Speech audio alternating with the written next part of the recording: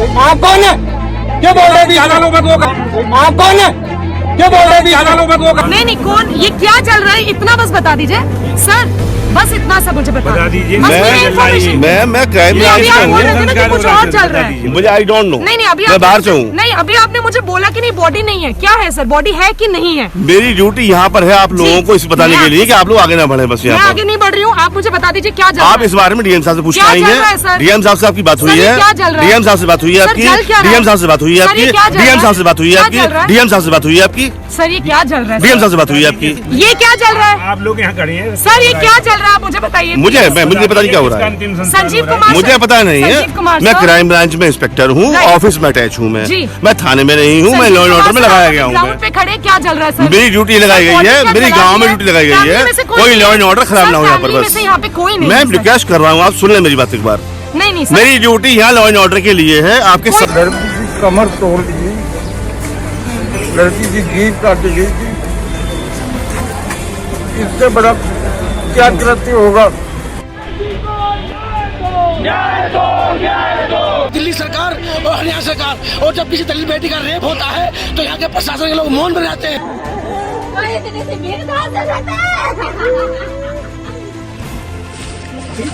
उत्तर प्रदेश के हाथरस में gang rape का शिकार हुई पीड़िता की मौत हो गई है। मंगलवार की रात को दिल्ली से जब युवती का शव हाथरस पहुंचा तो यूपी पुलिस ने जबरन ही उसका अंतिम संस्कार कर दिया। घर वालों का दावा है कि उनसे पूछे बिना ही अंतिम संस्कार कर दिया गया और जब शव को जलाया गया तो उन्हें घर में बंद कर दिया गया। ऐसे में अब एक बार फिर से यूपी पुलिस के रवैये पर सवाल खड़े हो रहे हैं। वहीं यूपी पुलिस क्यों, सरकार के रवैये पर भी सवाल खड़े हो रहे हैं। आखिर क्यों सरकार अभी तक चुप है? आधी रात में ही मृतक का अंतिम संस्कार कर दिया गया। लड़की के दाह संस्कार पर उसके परिवार वालों ने सवाल खड़े कर दिए हैं।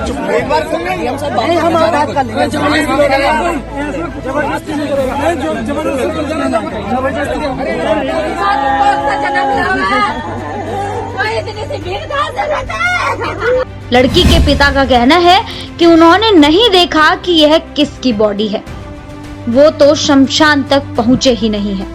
पुलिस ने अंतिम संस्कार कर दिया है। पीड़िता के पिता ने आरोप लगाया कि ऐसे तो देश की बेटियां सुरक्षित नहीं रहेंगी। उधर लड़की के चाचा का कहना है कि दाह संस्कार परिजनों के साथ नहीं किया गया, जो भी किया है पुलिस ने किया है। यह देखकर कि अब पुलिस नहीं होगी, वह जलती चिता में 2-4 कंडे डालने गए थे। उसी वक्त पुलिस वालों ने उनका फोटो खींच लिया और अंतिम संस्कार कैसे किया गया उन्हें पता नहीं। आपसे मैं बात ही नहीं कर रहा। आप कौन है? क्या बोल रहे थे? आप कौन है? क्या बोल रहे थे? वहीं सवाल यह खड़े होते हैं कि एक तरफ तो पूरा परिवार इस दुख की घड़ी में परेशान है, वहीं पुलिस और सरकार का इस तरीके का रवैया परिवारजनों को और झकझोर दे रहा है। वहीं पीड़िता के पिता से पहले मां ने भी अपने दर्द को बयां किया था। उन्होंने बताया था कि जब मैंने अपनी बेटी को पाया तो देखा उसके शरीर से बहुत खून बह रहा था। मैंने उसे अपने दुपट्टे और उसी खून से लथपथ कपड़े से उसे ढक दिया। वहीं मां ने यह भी बताया कि जब बेटी को उन्होंने पाया तो बेटी की जीभ कटी हुई थी। किसी मां के लिए इस तरीके का दर्द किसी के सामने बयां करना यह ही बहुत बड़ी बात है।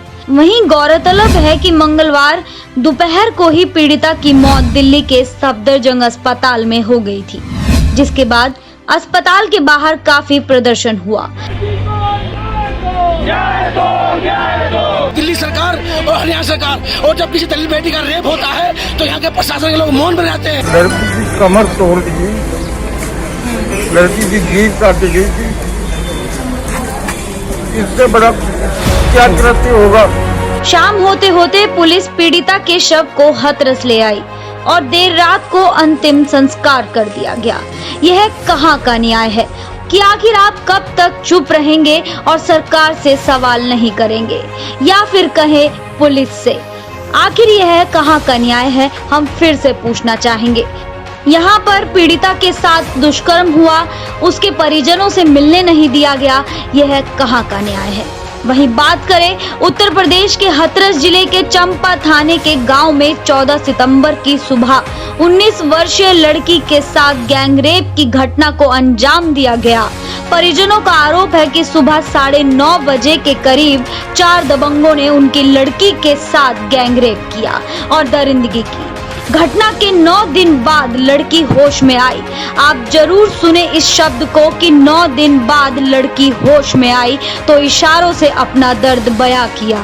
वहीं इन सब के बाद पीड़िता को पहले अलीगढ़ में इलाज के लिए भेजा गया और वहां जब उसकी हालत बिगड़ने लगी तो वहां के डॉक्टरों ने उसको दिल्ली के सफदरजंग अस्पताल में भेज दिया।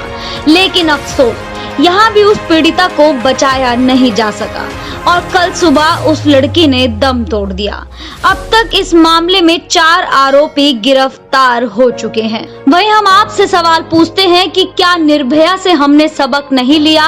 क्या सरकारों ने निर्भया कांड से सबक नहीं लिया कि आए दिन निर्भया जैसे कांड होते रहे हैं, वो चाहे उत्तर प्रदेश हो, दिल्ली हो या अन्य कोई राज्य। सरकारें सिर्फ सोती रहती हैं और सिर्फ राजनीतिक मानदंडों के जरिए सिर्फ और सिर्फ इन मुद्दों को उठाया जाता है। लड़कियों के साथ हो रहे इस तरह से घिनौने काम को आप किस नजरिए से देखते हैं? क्या आप अब भी सरकार और प्रशासन से सवाल नहीं करेंगे? तो आप अपने आप से जरूर पूछिए। साथ ही इस बच्ची को न्याय जरूर दिलाइए।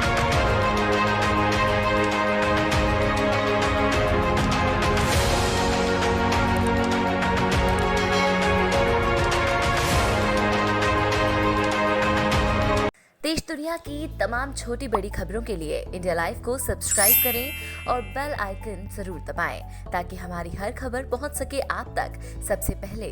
वहीं अगर आप ये वीडियो फेसबुक पर देख रहे हैं तो इंडिया लाइव के पेज को लाइक करें।